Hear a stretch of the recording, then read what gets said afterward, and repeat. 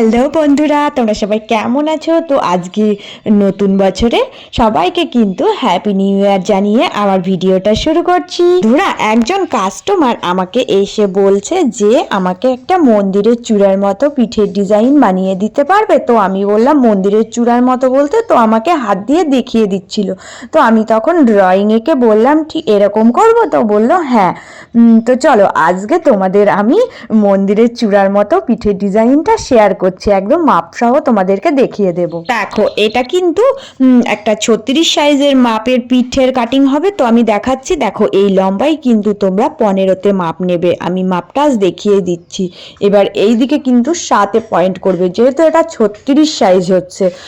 তো 7 থেকে কিন্তু 6-এ নামাবে। নামিয়ে এইবার কিন্তু বুকের লাইনটা যার যতটা বুক আছে সেটাকে 4 দিয়ে ভাগ করে 2 ইঞ্চি এক্সট্রা যোগ করবে। তো আমি কিন্তু এখানে দেখো 11.5 মতো নিচ্ছি, কারণ আমার এই 11.5 নিলেই হয়ে যাচ্ছে। তো নিচের লাইনটা 1 ইঞ্চি কম করবে। তো এইভাবে আমি দেখো মাপটা করে নিচ্ছি। এবার এইভাবে তোমরা ড্রয়িংটা এঁকে নেবে, নিয়ে বগলের সেট আপটা বের করে নেবে। নেওয়ার পরে ঠিক মেপে দেখবে বগলের সেট আপটা 9-এর মধ্যে রাখবে। 36 সাইজ 9-এর মধ্যে রাখলে ঠিক আছে। তো এবার এইভাবে করে সেম আমি একদম কিন্তু ড্রয়িংটা এঁকে নিলাম। তো এবার দেখো আমি দাগে দাগে সুন্দর করে কিন্তু কেটে নিচ্ছি। তো কেটে নেওয়ার পরে আমি এই সাইজেরই একটা লাইলিনও কেটে নেব। তো এটা আমি আগে থেকেই লাইলিনটা কেটে নিয়েছিলাম। তো আজকে আমি তোমাদেরকে ওই লাইলিনটার উপরেই এই পিঠের ডিজাইনটা সুন্দর করে একদম মাপসহ দেখিয়ে দিচ্ছি। বন্ধুরা দেখো এই যে পিঠের এই দিকটা কিন্তু 3-এ পয়েন্ট করবে। তো 3-এ পয়েন্ট করার পরে সোজা এই নিচের দিকটা 3.5-এ একটা পয়েন্ট করবে। তো 3.5 পয়েন্ট করার পরে 1/2 ইঞ্চি ছেড়ে দেবে। 1/2 ইঞ্চি ছেড়ে দিয়ে এবার নিচের চওড়াটা এখানে কিন্তু যতটা যে বলবে, তো আমি 4.5 মতো ছেড়ে রাখছি। এবার এখানে পয়েন্ট করবে, করে এই 4.5 থেকে আবার এই দিকে 3-এ পয়েন্ট করবে। তো 3-এ পয়েন্ট করার পরে 3 থেকে কিন্তু ওপরে সোজা 3.5 একটা পয়েন্ট করবে। করে এই যে পয়েন্ট পেয়ে গেলাম, এইবার উপরের ওই পয়েন্ট থেকে এই মিডিলের পয়েন্ট হালকা রাউন্ড শেপে বাঁকিয়ে মেলাবে। এইভাবে করে মিলিয়ে দিলে কিন্তু ডিজাইনটা তৈরি হয়ে যাবে। তো আমি তোমাদেরকে এইভাবে করে এঁকে ও কেটে দেখাচ্ছি।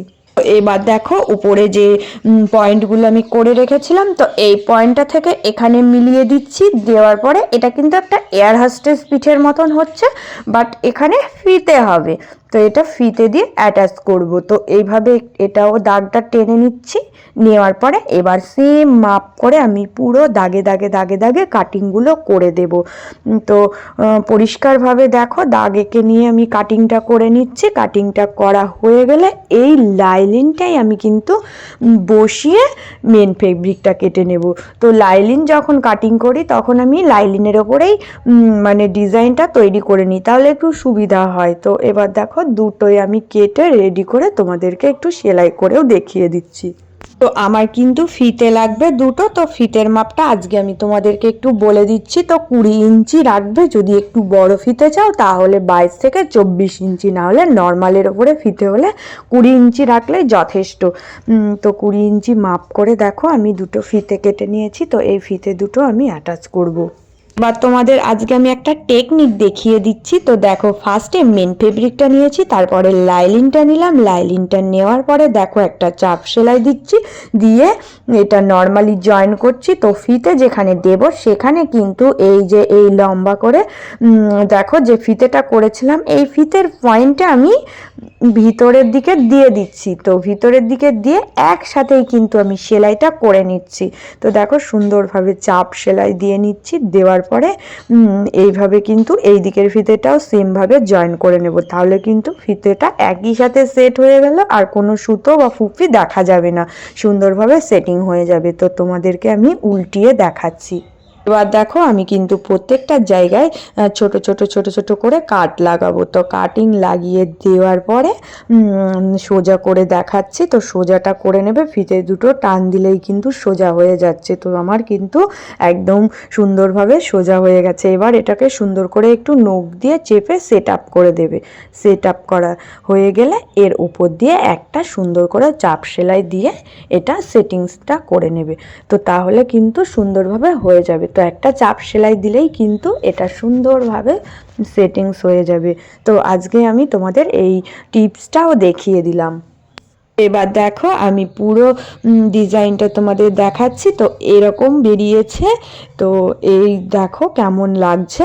তো এই সেম মাপেরই একটা ব্লাউজ আমি করেছি এই ডিজাইনেরই। তো সেটাও তোমাদেরকে দেখাচ্ছি, তোমাদের সাথে আমি শেয়ার করছি।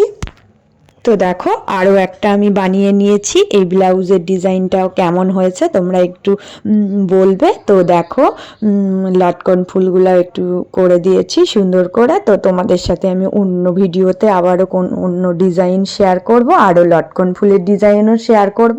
তো তোমরা সবাই কমেন্ট করে প্লিজ জানাবে কেমন হয়েছে। বলো তো, কাস্টমারের যখন যেরকম ডিমান্ড থাকে আমাকে সেই মতোই কাজ করতে হয়। তো এই কাস্টমার আমাকে বলেছিল যে মন্দিরের চূড়ার মতো ডিজাইনটা বানিয়ে দিতে। তো জানি না, আমি এটা মন্দিরের চূড়ায় নাম দিয়ে দিয়েছি।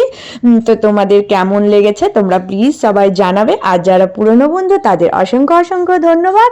আর যারা নতুন বন্ধু হয়ে আছো প্লিজ চ্যানেলটা সাবস্ক্রাইব করে দিয়ে পাশে থেকো। আর সবাই অনেক অনেক ভালো থেকো।